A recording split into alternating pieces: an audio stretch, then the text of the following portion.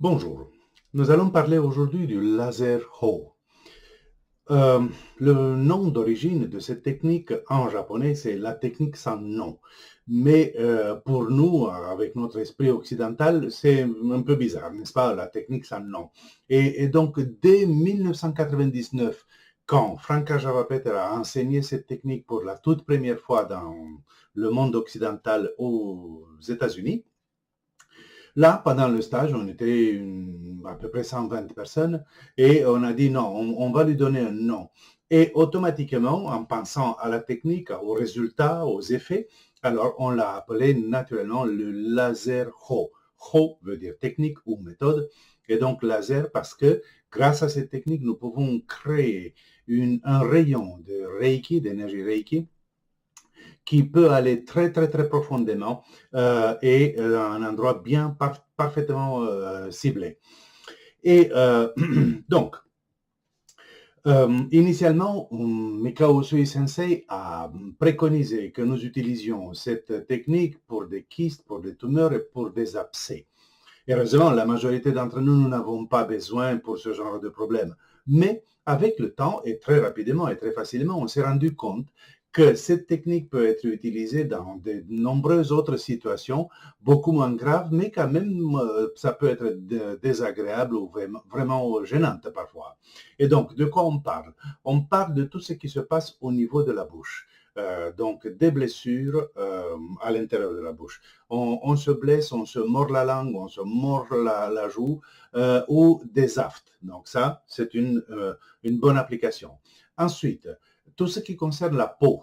On a un petit bobo au niveau de la peau, comme par exemple un bouton, un furoncle, un poil incarné.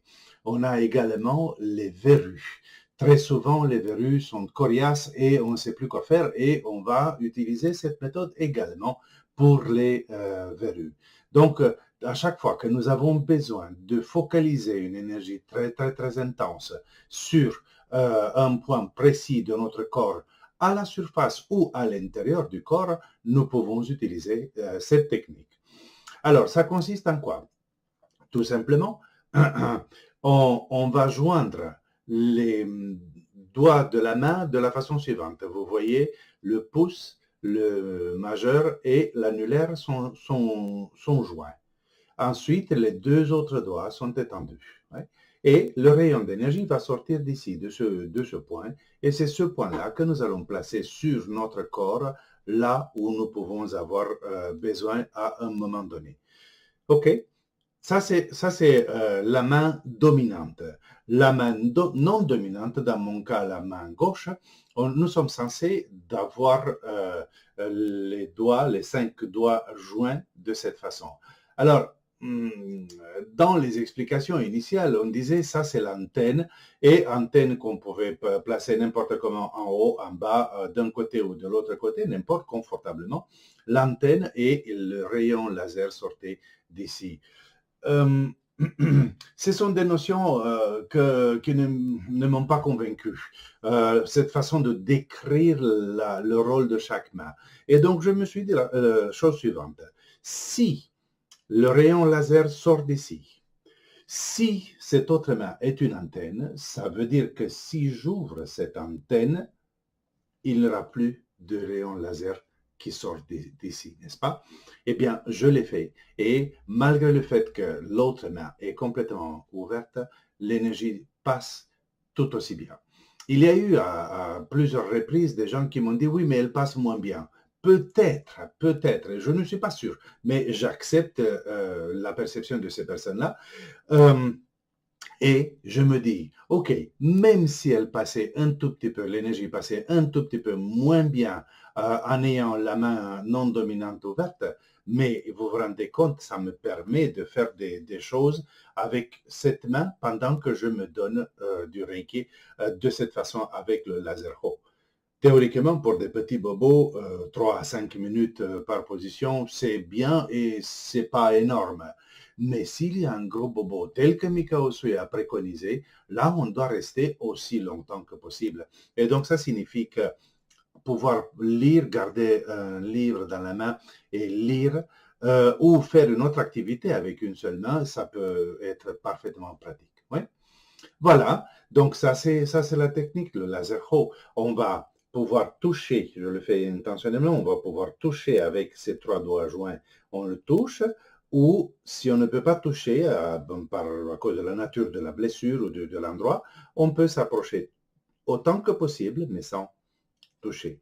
Le rayon d'énergie est particulièrement puissant, tellement puissant, que dans les moments de lâcher prise, de calme, de détente, nous pouvons même sentir ce rayon ici. Le plus facile à le sentir, c'est au niveau des lèvres, au niveau des joues, ici également, dans cette partie qui est très, très sensible, non? On fait cela. Enfin, c'est juste pour s'amuser, pour sentir, pour se rendre compte dans quelle mesure c'est vraiment vrai et c'est juste ou peut-être c'est juste notre imagination. De mon point de vue, bien sûr, c'est une bonne technique. Alors, quelques petits commentaires supplémentaires.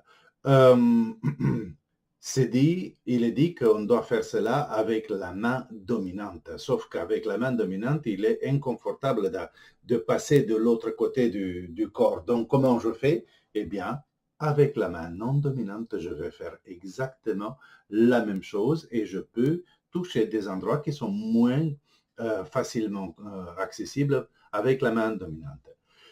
Question, peut-on faire avec les deux mains simultanément? Et la réponse est oui, on peut le faire parfaitement avec les deux mains simultanément et placer sur deux points différents n'importe. Oui.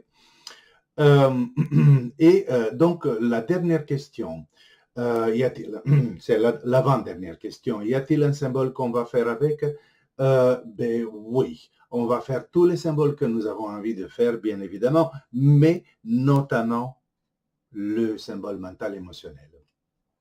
Et maintenant, dernier commentaire. Quand nous avons la main dans cette position, n'est-ce pas, c'est une position qu'on peut tenir 2 minutes, 3 minutes, mais à un moment donné, les doigts qui sont tendus comme ça peuvent fatiguer, on peut crisper, on a mal.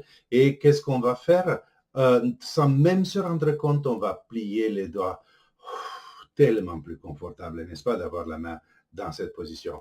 Et donc, la question que je me suis posée à ce moment-là est, y a-t-il une différence entre cette position et cette position?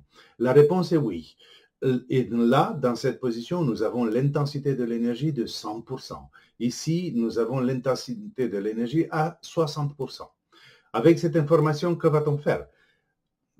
Selon la situation, je vais faire un effort pour garder les doigts tendus ou je me permets de laisser les doigts se plier naturellement.